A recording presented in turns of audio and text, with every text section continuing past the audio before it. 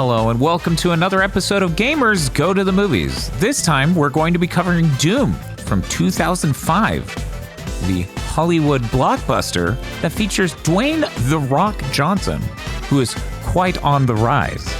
We've got with us Bob. Game over, man. Dr. Aggro. Carmack. And Chris Wolfhard. Bioforce gun. That's it. That's the whole movie. We covered it. We did. I have been biting my tongue around this recording to not say the sentence of, a lot of times here on Gamers Go to the Movies, we have to recap the movie's world, vibes, and everything else, the plot, in order to give you the idea of what it is the film is before we talk about it. This is so thin. Have you seen the movie Aliens? Imagine it worse. Yeah. What if that movie just sucked? Have you seen Ghosts of Mars? Imagine it boring. Yeah. I've not actually seen really? Ghost of Mars. I'll have to do that. I spent most of this movie upset I hadn't seen Ghost of Mars because I know enough about it and I've seen enough in it to be like, this is that but worse. I mean, let me be clear. Ghosts of Mars is also a spectacularly bad film. No, it's good to warn people. Right. Yeah, you don't want to go out there looking for what they think is a good movie. Okay, wait a second. This is another bad film on Mars.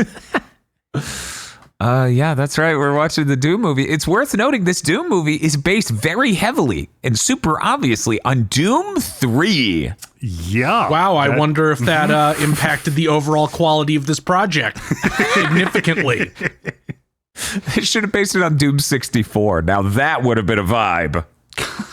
I didn't put that together till years later because I hadn't seen of Doom 3 when this came out, and I went in going, what the hell is this?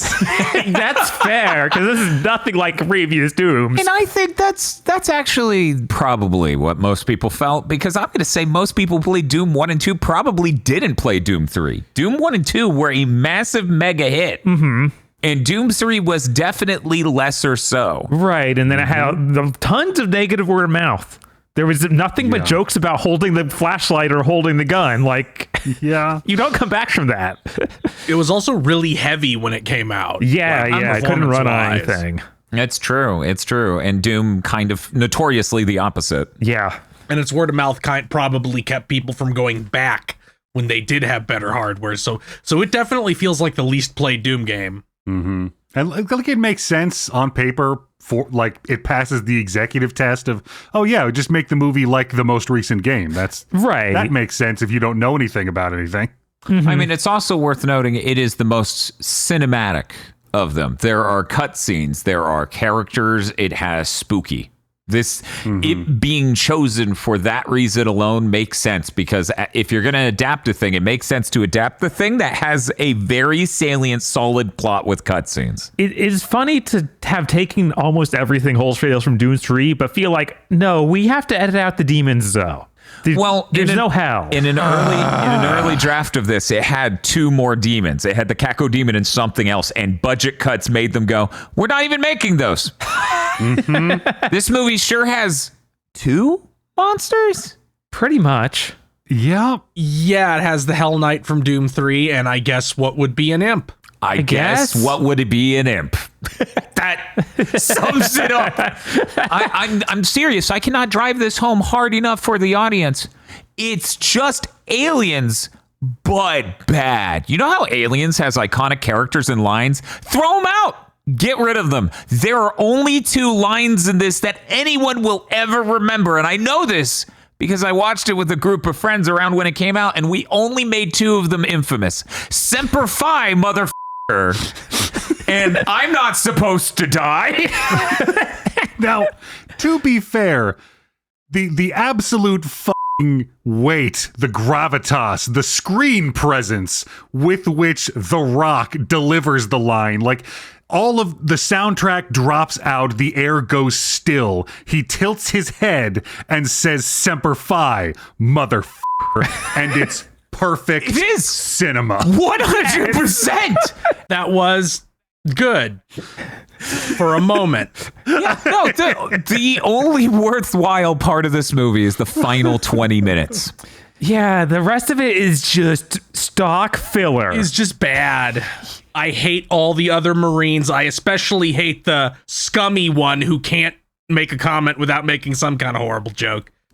Yes. Yup. Yes. Pervert drug addict men. Not to be mistaken for young drug addict men. I rolled my eyes at a lot of the references. It's weird to see The Rock pre-roided out, though, where he's like a normal person sized instead of superhuman. He's still huge big, rip, but he's not like the monster that he is nowadays. Yeah, it was worth noting that around the time this came out, The Rock was already beginning his rise, right? So he's already famous. He is, at that point, the most famous person in this because more famous people turned down the role of the main character in this. Oh, that makes sense. Let's see. They approached, according to Wikipedia, an incredibly trustworthy site, both Schwarzenegger and Vin Diesel. They were both like, no, we don't want to be the main character. And then The Rock's like, God. I'll do the project. Can I be Sarge instead of the main character? He's more interesting. Oh my God. God, he's so smart. He is. No, he's right. They forgot to write the main character of this movie. If The Rock played the main character of this movie, he would have to bring so much to it. No, Carl Urban does a fantastic, like, it feels like through this whole film that Carl Urban understands that John Grimm is a shitty character. Yes. And that he is shouldering the burden of holding this movie together. He kind of has this face on the whole time like, this isn't fucking working, but they keep telling me I'm doing fine. Yes. Like, I think I signed on for a bad movie. Like, every scene cuts right before he looks over at the director to go, really? I really like the performance of Samantha Grimm. Because the moment they get to the Mars facility, they're just like, so seriously, what's going on here? And she's like, nothing. And I'm like, why do I not trust this white woman? And why do I think I know her from somewhere? And it turns out she's from Gone Girl. She was in that movie later. And I'm like, she's a very storied portrayal of this character archetype. Yeah, she is amazing. The Gone Girl.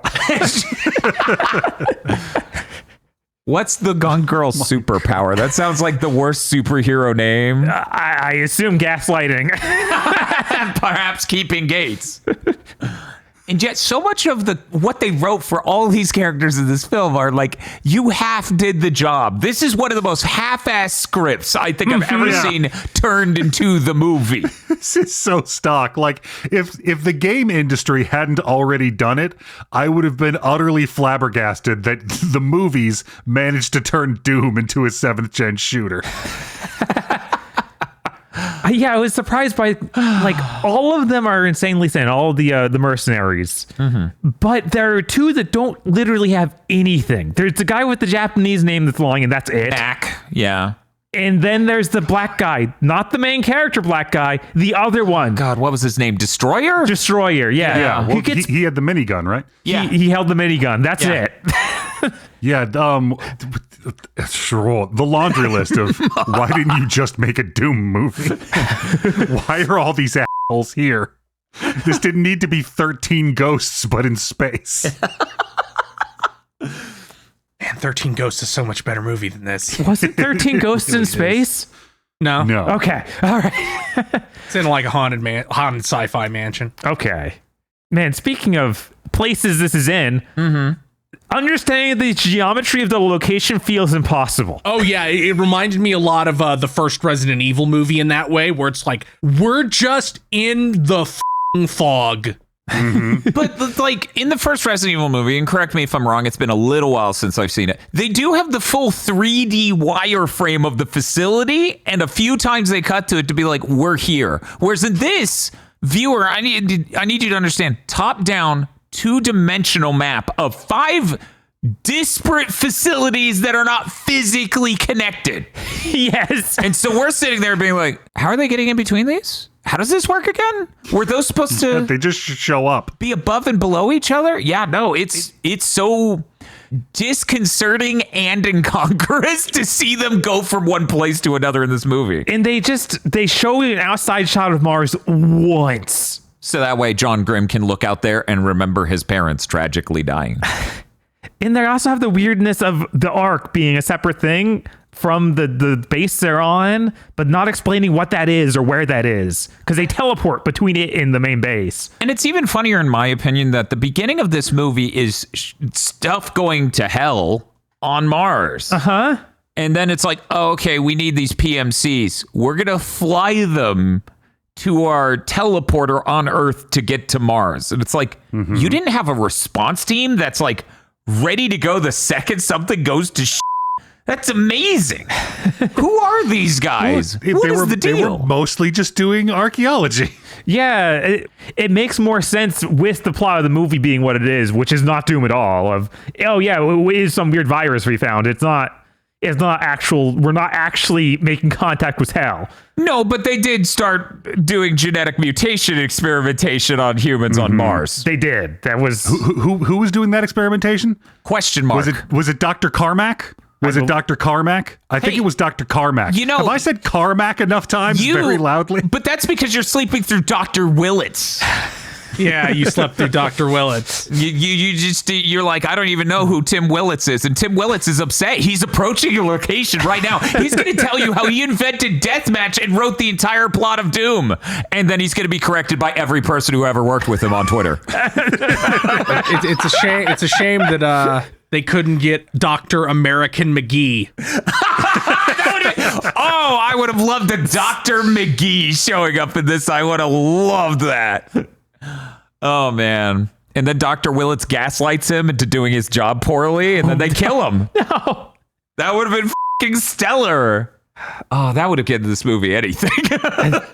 Well, it has one thing. What is it? Well, that's true. Fun fact, that one thing, fully directed by the visual effects director. Oh, no, I actually was talking about one really off-putting thing. Oh. The eugenics part of this movie was like, there's a gene for evil. Yeah. That was so fucking hilarious. No, what are you doing, movie? That's really funny. By adding an extra chromosome.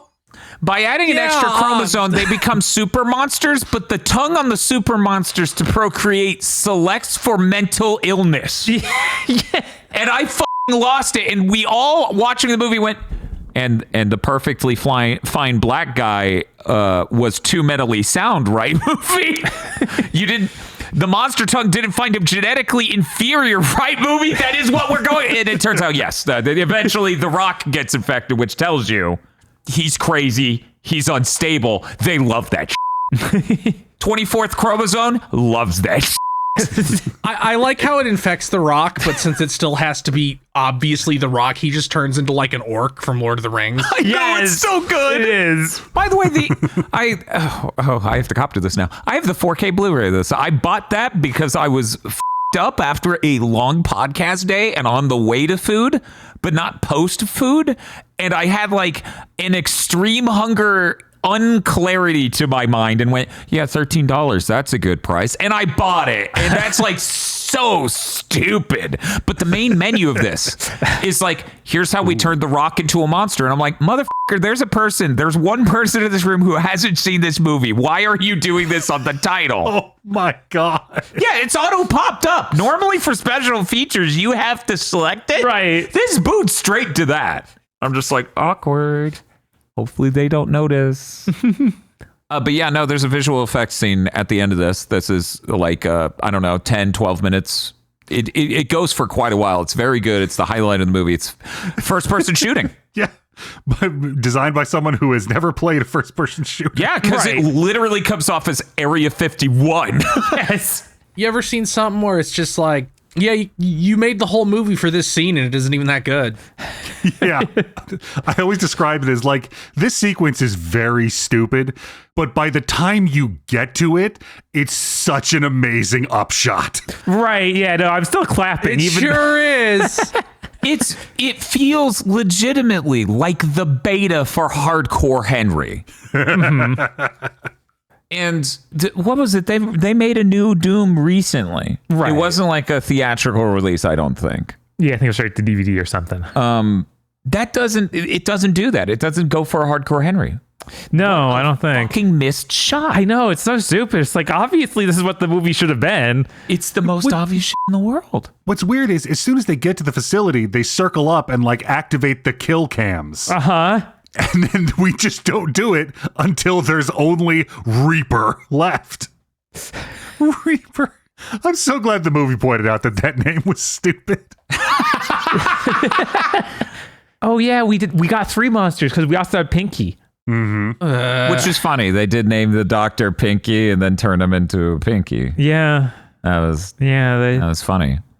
Why didn't we have Dr. Kakotine? He was cut for budget reasons. Where's Dr. Lady who tears her head off? Oh my god, and the one guy's name is Goat, and he's the first one to die. This movie is so confidently by the numbers. Like, the crew looked around and went, all right, we got $10 and 3 weeks to make this movie. Let's fucking go. I'm surprised every time I see the final fight scene after the first person shooting, and it's decent. Like, that's a decently choreographed fight scene. Like, That's weird. That's weird. You don't expect that from movies of the time. You definitely don't expect it from this by the end of it. It's better than any fight scene in the Tekken movie. Yeah. Yep. Honestly, there's a lot of really cool stuff in this very bad movie. like the movie is dumb enough that by the time Destroyer is having an electric cage match with a Hell Knight, you're like, yes, this is good. You have correctly framed this to be an enjoyable experience. Yeah, no, that is another highlight of the film to me. Mm-hmm. I'm not going to say it's truly great cinema, but that is, in this movie, one of the spikes for certain. I feel like it would have been help by Destroyer actually winning. Like, that's it just doesn't feel that good when he kind of just dies lamely Especially after when after the monster just yanks the chain. Like he's pulling the chain on a train, and it just comes down, and it doesn't feel cool. It doesn't feel like, oh, and then we show how the chain rips out of the ceiling and it's hardcore. No, he just pulls it and it comes down.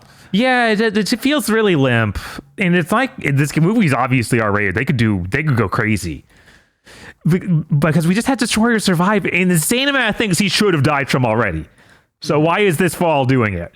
Like, he's already fallen down the same hole once. He's been electrified. He's been like smashed by the Hell Knight, and none of us stopped him. Nope.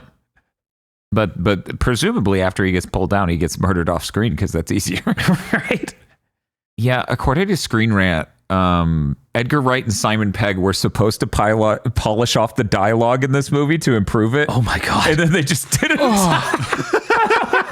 That shows. They were like, Yeah. no, we're not interested. Oh, let me look at this. You just want us to write this whole movie for you.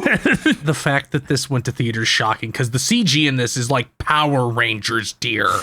Like, there's that shot where the door gets broken open. Yeah. And it's like, this looks like a gag from SpongeBob.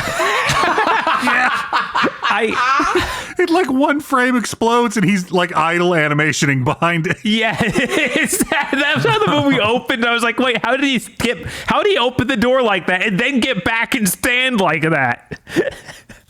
That's impressive.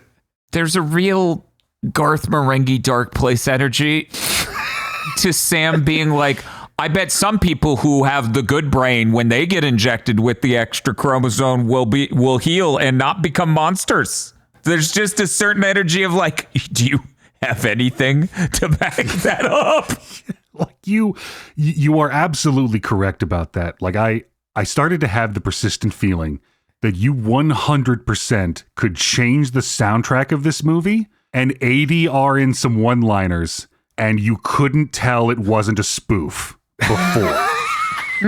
Yeah, everything looks just low grade enough for that to be the case. I mean, most of this movie is like 3 hallways. Man, I love when the hallways somehow connect to the main hall that's filled with people, and sometimes they just don't.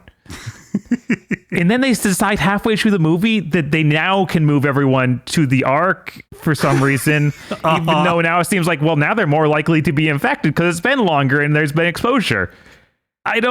There's so many weird parts of this plot there. It's like, this wasn't actually overseen by any sort of scriptwriter, was it?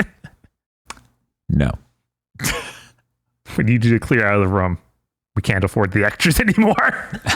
That's what it actually was. Yes. Hey, remember when at the end of the film Sarge just goes insane? Yeah, that was so weird because I thought that was better led into in my recollection. I'm like, we're gonna show the arc there, right? And it's like, yeah, it's kind of just a light switch near the end. Right. It sounds off as so weird because he has the moment of like they really is grilling her for finding out what was actually going on at the base. And then when he finds out, he like flips to the other side and is like, I'm working for the company now. And I need to cover all this up. It's like, that didn't happen. What are you talking about? You're the one who grilled her to tell you. Average Marine. Yeah, threat assessment, and then he's all for it. He's like, what's down here? No, you need to tell me. I have my men on the line. Okay, cool. Well, anyways, I'm a sellout, and I will now kill my men myself. What? That's so weird. It does feel like that it's missing the extra thing of us finding out that he's been working for the company or something like that. I mean, they kind of open with that shot that usually lets you know that this is the guy who's going to turn on you, but it's such a weirdly put together movie that that whole through line doesn't really hit. Mm. Like I had forgotten, like when I first watched this movie, I had forgotten till this watch through that they had just nixed all the hell stuff. Yeah, me too. Like I figured that's what was happening to him. He was slowly being influenced by hell. Like I get that it was 2005. I get it. And that, like, if you put hell in your movie, Christian groups will get all mad about it. But how do you make the Doom movie and be like, oh yeah, these people genetically modified themselves. That's where the monsters are coming from. It made me think about the Devil May Cry cartoon and how they had to turn everything into science there. Mm-hmm. And then that made me remember, oh yeah, Chris was saying that this is like a 2005 movie where they were like afraid of any sort of mythical part, so they had to turn into science. Mm-hmm. And here it is. It's just, he's right. The most consistent podcast network on earth. Like it's been 20 years. Doom 2016 has come out. Maybe we can try again. Let Carl Urban back in. He'll do the Judge Dredd face through the whole thing. Oh, that would be incredible, you know? That would really work. Here's the problem, though. They'll convert Doom to Dark Ages because it's the third one that's maybe not liked as much. Oh, no. And is really hard to run. My wayward tongue has cursed us. No. Maybe Doom Annihilation is good. I doubt it. Maybe. Who knows? Could be. There's a chance. We went to the theaters. It wasn't there. Oh, it was direct to video. Yep, we went to theaters. It wasn't there. We can't see it if we're going to the movies.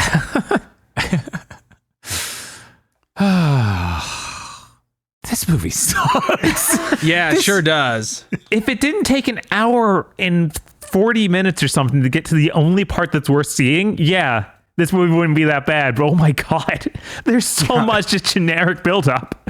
Yeah, there's so much of like these random characters who shouldn't have been in this movie in the first place being in the way of the Doom movie. Mm-hmm. Like, oh no, Porter's calling in. I don't care. I don't fucking care what Portman or Porter, or I think you called him both names in this movie. I don't care what he's doing. Why did you bring the kid and then give him drugs? I don't give a shit. What the fuck are you doing? There's so much script, so much dedicated to who gives a fuck. You made a Doom movie. That pitch has 5 words in it. 2 of them are Doom guy. What the fuck did you do? So, I think we thoroughly covered it. Any last notes about specific things? Because again, I can't stress, this movie's really thin. Yeah. I really love that they gave the rapid response team guys G36s because they look like sci-fi rifles, so that's why they're in movies all the time. But I guess they didn't look sci-fi enough, so they just plated them with a bunch of extra plastic so you can barely tell. Cool. That's just as good as having an actual weapon from the game Doom, right? No. And then for some reason they gave the kid 2 big plastic SMGs. Like, why? I'm so upset they didn't give Carl Irving a super shotgun for the final sequence. Yeah. It's so easy. It's just It's just a shotgun. It's real. I was making jokes to Bob that they would give them Doom Eternal weapons. So he's got a shotgun with a hook shot on it that lights the enemies on fire, and he flies at 100 miles an hour. And everyone watching the movie who didn't play Eternal's like, what the is happening? Why would PMCs carry this around? Who lights a thing on fire and then goes, get me closer to it? I want to feel the flames. Oh, the soundtrack is also really unremarkable, largely. Yeah, until we get to the scene. Yeah, again, like the best parts of this movie is the last 20 minutes. God, that absolute ending shot is like so weirdly, isn't this a cool moment? He did it. And I'm like, no. At no point does this feel awesome to me. Anyway, let's get to our scoring vectors, okay? Here we go. First category. What did you think of the movie? Thumbs up, thumbs down, sideways, and a couple sentences. I'll go first. This movie sucks. I cannot stress enough that this has failed at the even Doom 3 has more meat to its bones when it comes to plot and everything else than this movie. This is really bad, and I'm even starting to believe maybe the rest of the movie isn't worth watching to watch the last 20 minutes. I'm going to give it a thumbs down. Dr. Aggro. While I can 100% recommend you watch this movie because it's honestly a good time, it's real bad. It's real thin. It's bewildering how they fit so much nothing into this film. Thumbs down. Chris. This movie was excruciating. And then when it kind of turned on, I just became upset that the whole movie wasn't this. Yeah. So, thumbs down. Bob. Yeah, it's really not worth it. It takes too long. There's just so much before the actual good part of the movie. So yeah, thumbs down. It's too rough. Now, normally we do star power as the next segment, but I feel like we need to get into our brand new category here. Is this worse than Tekken? Aggro, how do you feel? Is this worse than the Tekken movie? No, instantly. No, this is not worse than Tekken. I would watch this movie again today. Tekken, never again. Bob? Absolutely not. Yeah, no, the Tekken movie's so much worse. This has better fight choreography than the Tekken movie. It's a Doom movie. How did that happen? Chris Wolfhart. Tekken is so much worse than this. Like, Jesus Christ. Yeah, it's not even close. I'll be shocked if something slides in under Tekken. I'll stand separate from my peers. I think this is worse than the Tekken movie. My neurons go fucking dim like a dead Christmas tree during this. Most of this movie is 3 hallways. There's no good cosplay. Most of it is absolutely terrible. The Tekken movie, moment to moment, I get to deal with Kazuya's acting, how Heihachi Mishima looks, all of this cosplay. I'm screaming. The Doom movie, it's like death coming over my brain. I think this is worse than Tekken, but I understand, and the majority is the rule. This movie's really fucking bad. It hurts it so much by it being an exact other thing, but hollow. I was like, how do you even describe it? It's like they took Game Over Man and then like they fucking replaced the actor with someone who couldn't deliver the line at all. And that's the spirit of this movie. And then I imagine William Shatner doing it. How do we feel about the star power of this film? Is Dwayne "The Rock" Johnson and Carl Urban really bringing it in 2005? This is 1 to 5 scale. We're going to start with Dr. Aggro. So, are we considering this in the context of the year it came out, or are we allowing star power to age like fine wine? I figured with the year it came out, but That's what I always figured. Right? Because it's like, it's 2005. Who the is Carl Urban? Uh-huh. right. I mean, it's 2025. Who's Carl Urban? Hey. He's Dreadman. Yeah. Carl Urban's in like fucking everything since then. Yeah, it's true. Yeah, he's also in, God, what's the name of that show? What's the name of that show he's Boys. in? Yeah, he's in The Boys, which is huge. He's the main character almost, which is huge. Yeah, he played Bones in Lord of the Rings, or Bones in Lord of the Rings. He played Bones in Star Trek, and he's in Lord of the Rings. Yeah, he's big. 2005 though, literally no one knows him from.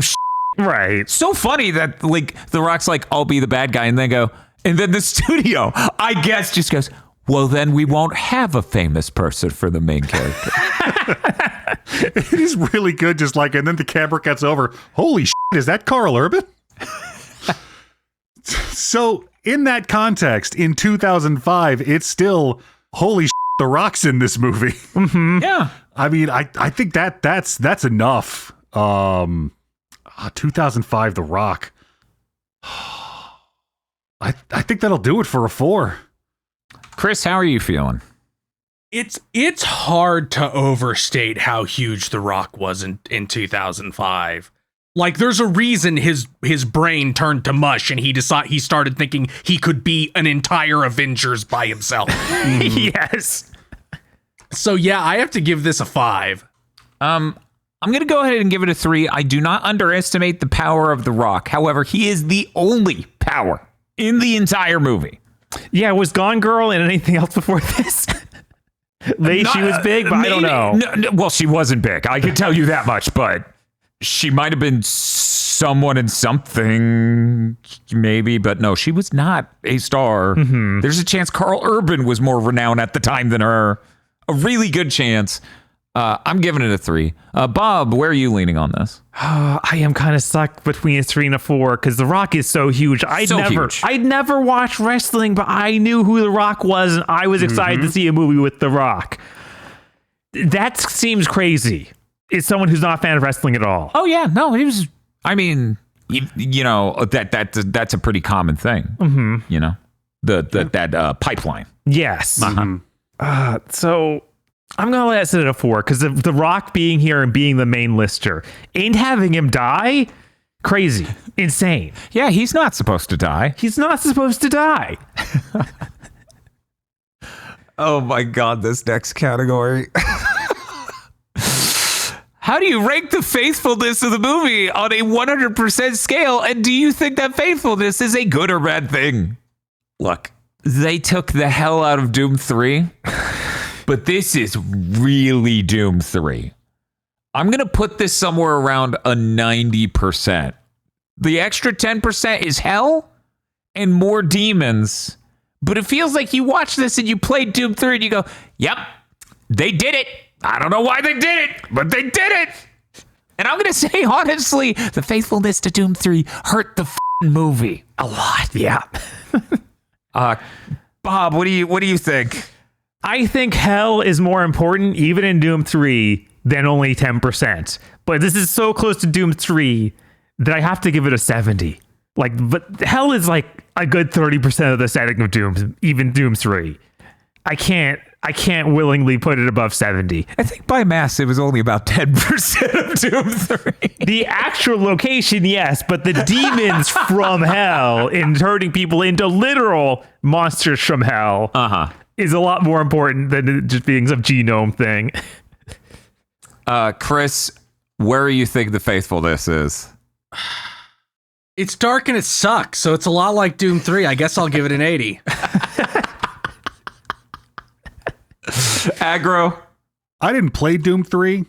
They didn't call this movie Doom 3. They should have. It takes place on Mars. 10%.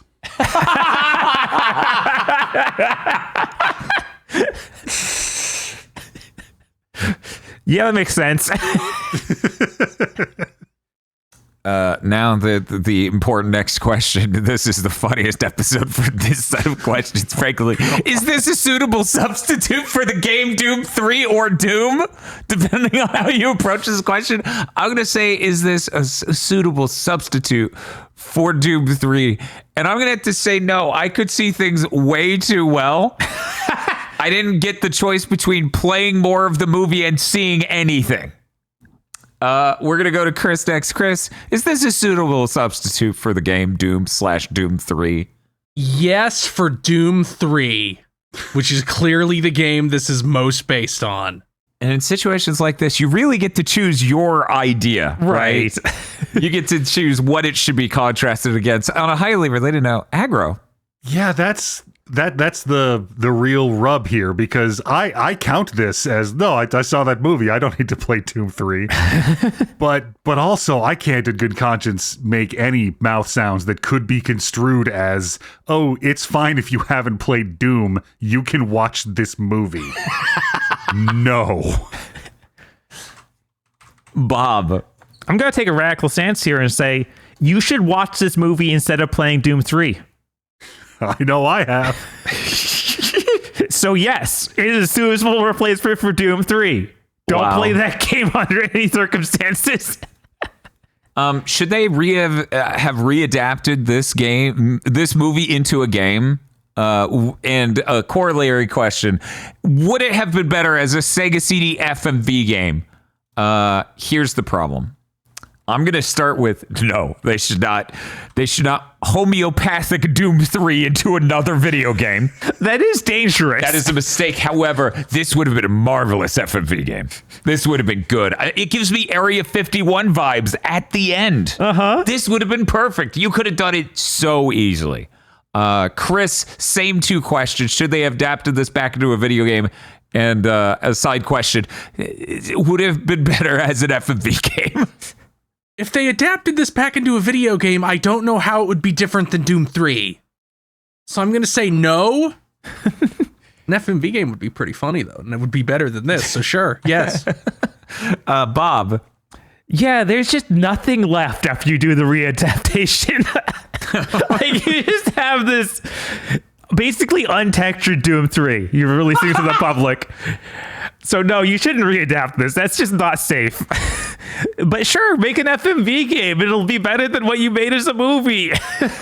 You think about having to hit the button as the monster runs at the wall. You have to time the wall closing. Yeah, you get to hear the boop, boop, boop, boop, boop, and you have to hit it in time.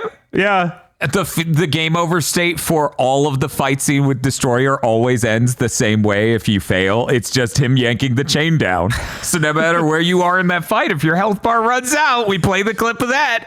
And then the fight scene ends like that anyway. Aggro, what are you thinking? You people are crazy. If you make this movie back into a video game, it is one, well lit, and two, squad based. We're talking a Clive Barker's Jericho like with the characters from the Doom movie. And it's longer than the movie. We got to stretch it out. So now they all start getting powers from the virus. There's a whole section where The Rock has mind bullets. Yes, readapt this into a video game. But no, not an FMV game, because so much of that is going to have to be like running through hallways from or toward monsters, choosing directions to go. And that would only exacerbate the completely unknowable geometry of this base that they're in. And it would be incredibly unplayable and frustrating. God. Absolutely not. Turning it into Sewer Shark would be so funny. The demons are right, left, up.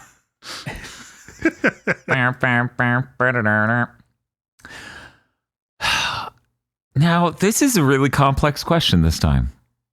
Is this movie normal people friendly? Would you take a normal person to see this movie ever? Dr. Aggro, we are leading with you. Hell yeah, I would. That's who this movie was made for. Like, I'd make sure they're the kind of person who wants to go see a movie that contains a scene where a squad of military dudes pick up their guns and their guns say their code names. But that's totally something I'd take a normal person to see. Bob? Edgar is right in that it is a movie clearly made for normal people. Like, this is made only with them in mind. They don't care about the gamers. Mm-hmm. But I still don't think it's good. I still think you just took a normal person to see a bad knockoff of Aliens. So no, I wouldn't do it. Chris?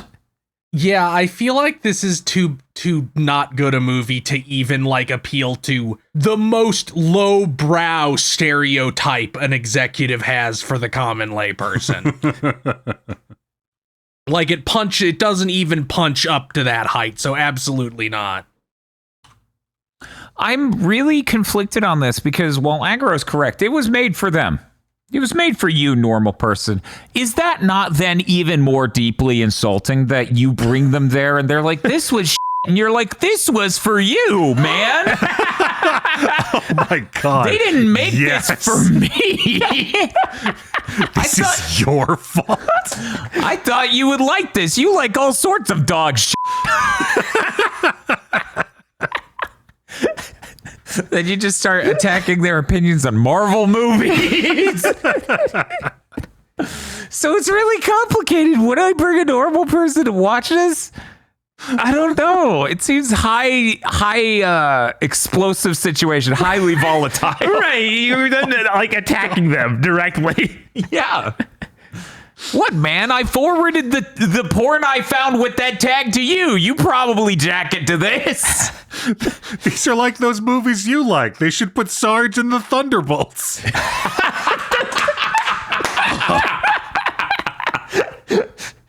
You just misunderstood. So I'm really torn on this. I'm going to say yes.